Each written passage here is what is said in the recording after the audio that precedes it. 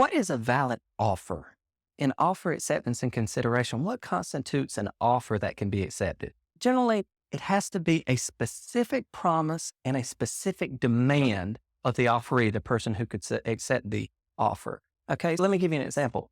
I promise to pay you money, to pay you $10 if you will wash my car.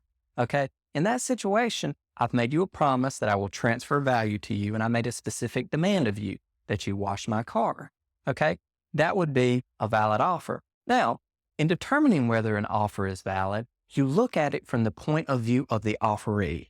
Okay, from a reasonable person in the offeree's position, would they believe that they have received an offer that they can accept, that they've received a specific promise and a specific demand of them?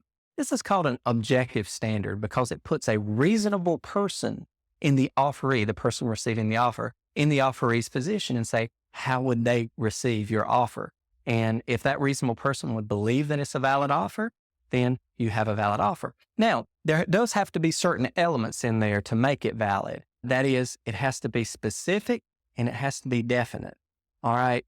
For example, specific, you have to specify the price for which you're going to purchase a good, for example, or a service. Okay. You can't just say a reasonable price. That would not be sufficiently specific to constitute an offer. In other situations, you may not be sufficiently definite about who can accept the offer. That's a common example of magazines or other advertisements that solicit offers to purchase their goods. Now, the advertisement looks like it's an offer, but it's indefinite as to who can accept the offer. Basically, it is simply a solicitation for potential customers to make offers to purchase. Because say you call up a vendor and say, I would like to purchase this. They may tell you that we don't have it any longer or it has been sold out or out of stock. In that situation, they're not accepting your offer. Okay? Anyway, that just goes to demonstrate the elements that must be there. There must be specificity and there must be definiteness into what the goods are and who can accept those goods. Okay?